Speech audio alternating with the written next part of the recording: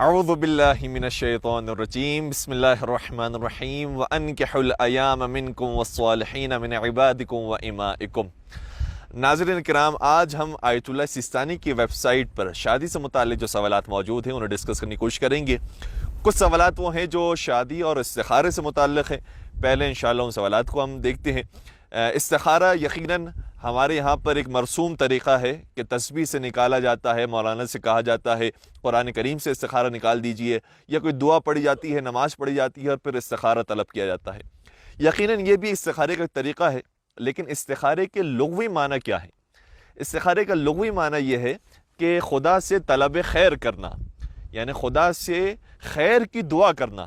اور خیر کی دعا کرنے کے لیے آپ اپنی مادری زبان میں کر سکتے ہیں، عربی زبان میں کر سکتے ہیں، نماز کی حالت میں کر سکتے ہیں، سجدے کی حالت میں کر سکتے ہیں، قرآن مجید کھول کر سکتے ہیں، لیکن خود دعا مانگنا یہ ایک استخارہ ہے۔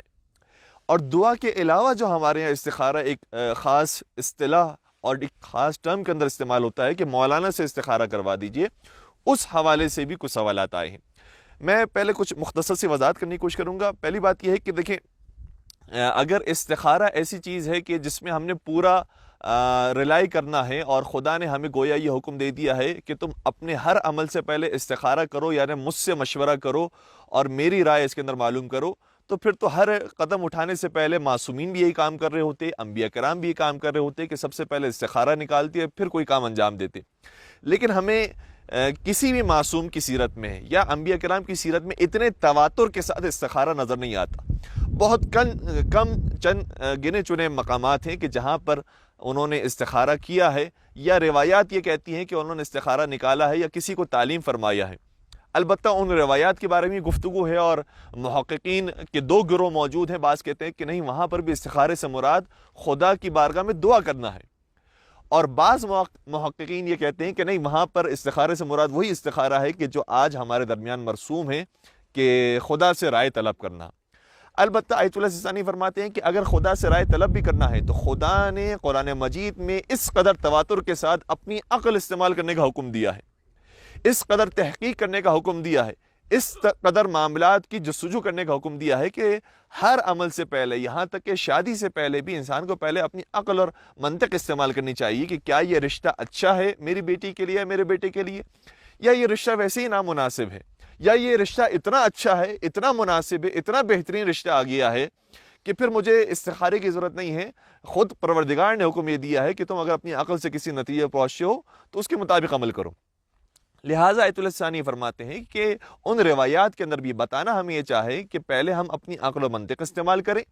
دوسری چیز یہ ہے کہ ہم اپنے اطراف کے لوگوں سے مشورہ طلب کریں، اپنے بڑے بزرگوں سے مشورہ طلب کریں، اور اسی طریقے سے جو اس رشتے سے متعلق افراد ہیں کہ وہ کہاں پر کام کرتے ہیں، تو ان کے اطراف میں جو دکاندار موجود ہیں، ان کی گیدرنگ کے اندر جو افراد موجود ہیں، ان کے دوست احباب ہیں، اگر کہیں سے کوئی اطلاع ملتی ہے تو وہاں سے ہم معلومات حاصل کریں۔ اور یاد رکھیے گا کہ معلومات حاصل کرنا یہ بھی ایک اچھا عمل ہے، اور معلومات فراہم کرنا یہ بھی ایک اچھا عمل ہے۔ یعنی اگر ہم سے کسی نے نہیں بھی معلوم کیا ہے تب بھی ہم ان کے بارے میں صحیح گائیڈنس دے رہے ہیں تو بہت اچھی بات ہے۔ اور اگر انہوں نے ہم سے گائیڈنس مانگی ہے تو ایسی صورت میں حتیٰ روایات کے اندر آیا ہے کہ اگر لڑکے یا لڑکی کے بارے میں صحیح معلومات دی جاتی ہے، اور وہ معلومات ایسی ہے کہ جو ان کے بارے میں چونکہ بہرحال صحیح معلومات دینی ہے تو انہوں نے جو غلط کام کیے ہیں وہ بھی بتانے پڑیں گے، تو اگر کوئی ان کے غلط کاموں کے بارے میں بتا رہا ہے تو یہ غیبت میں بھی شمار نہیں ہوتا، کیونکہ یہ جب مشورہ طلب کیا جاتا ہے بالخصوص نکاح اور شادی کے سلسلے میں، تو بالکل صحیح رپورٹنگ کرنا یہ انسان کی ذمہ داری ہے۔ البتہ جان بوجھ کر ایسی چیزوں کو ابھارنا اور ایسی چیزوں کی ٹو کے اندر رہنا کہ رشتہ اس کا ہونے ہی نہ پائے، یہ بھی نامناسب ہے۔ اس طرح سے چیزوں کو بتایا جائے، بیان کیا جائے کہ سامنے والا یہ حق تک پہنچنے کی کوشش کرے کہ ہاں یہ معاملات کچھ پہلے ہو چکے ہیں لیکن اب انشاءاللہ ایسے معاملات نہیں ہوں گے، لیکن بہرحال آپ سوچ سمجھ کے قدم اٹھائیے گا۔ اس طرح سے مشورہ دیا جائے کہ جو بھلائی کے ساتھ ہو۔ تو سب سے پہلا کام یہ ہے استخارے کے اندر کہ اپنی عقل و منطق استعمال کریں، اس کے بعد مشورہ طلب کریں، اور پھر اگر کسی بھی نتیجے تک نہ پہنچ سکے اور انسان شک و پنج کے اندر مبتلا ہو اور شک و تردید کے اندر مبتلا ہو تو ایسی صورت میں پھر استخارہ نکالا جائے۔ اور استخارہ نکالنے کے اندر بھی رجائے مطلوبیت کی نیت کے ساتھ استخارہ نکالیں، لیکن استخارے میں جو چیز آئی ہے وہ بھی قرآن مجید کی آیت کی طرح نہیں ہے کہ اس کے خلاف عمل نہیں ہو سکتا، بلکہ قرآن مجید کی بھی جب آیت نکلتی ہے تو مولانا صاحب اس آیت کے مطابق اپنی رائے دیتے ہیں. ہو سکتا ہے کہ ان کی رائے ٹھیک نہ ہو سکتا ہے کہ ان کی سمجھ اور ان کی تفسیر اور انہوں نے جو تشریح بیان کی ہے وہ ٹھیک نہ ہو. لہٰذا اگر کوئی آیت نکلی ہے یا تسبیح کے ذریعے ہم کسی نتیجے تک پہنچے ہیں تو ضروری نہیں ہے, ہم پر واجب نہیں ہو جاتا نماز کی طرح کہ ہم استخارے پر عمل کریں. البتہ بہتر یہی ہے کہ جب ایک مرتبہ آپ نے استخارہ نکالا ہے تو پھر اس کے مطابق عمل بھی کریں.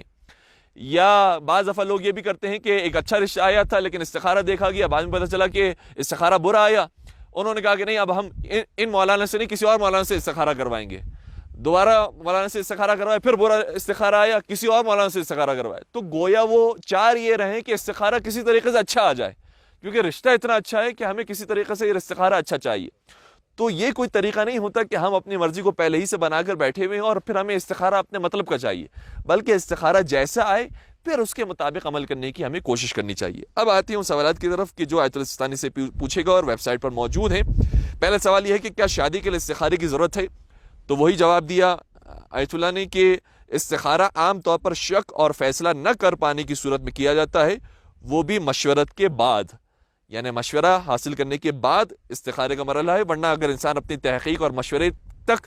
کسی نتیجے پر پہنچ جاتا ہے تو اسی کے مطابق ہی عمل کریں, استخارہ کرنا ضروری نہیں ہے. دوسرا سوال یہ ہے کہ اگر استخارہ اچھا آئے تو کیا اس کے مطابق عمل کرنا واجب ہے؟ کیا اس کے برخلاف عمل کرنا جائز ہے یا اس کے برخلاف عمل کرنا جائز ہے؟ تو آیت اللہ السلام فرماتے ہیں کہ جنہیں واجب نہیں ہے, جائز ہے, آپ استخارے کے مطابق عمل کریں, اور بہتر یہی کہ جب استخارہ جیسے آیا ہے اس کے مطابق عمل کیا جائے. ایک اور سوال یہ ہے کہ آج کل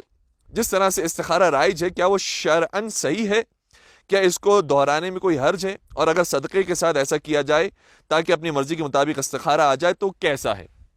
ایک بہت اہم سوال ہے.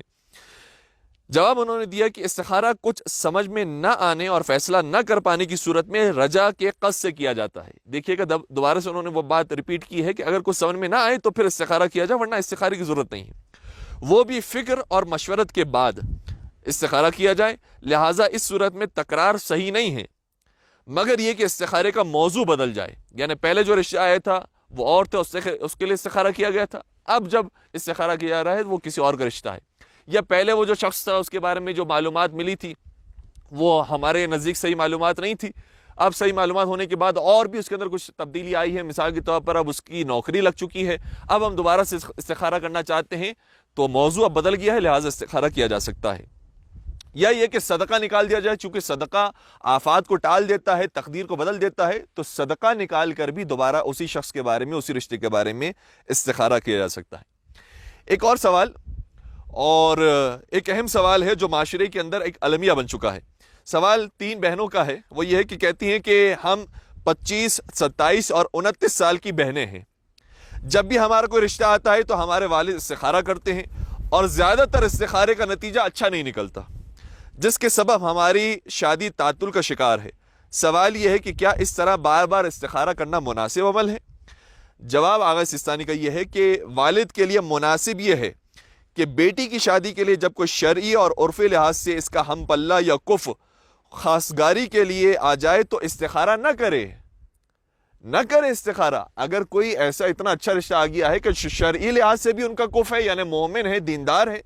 اور عرفی اعتبار سے بھی آپ کے ہم پلہ ہے, اس کا سوشل اسٹیٹس, اس کا فائنینشیل اسٹیٹس آپ کی طرح کا ہے,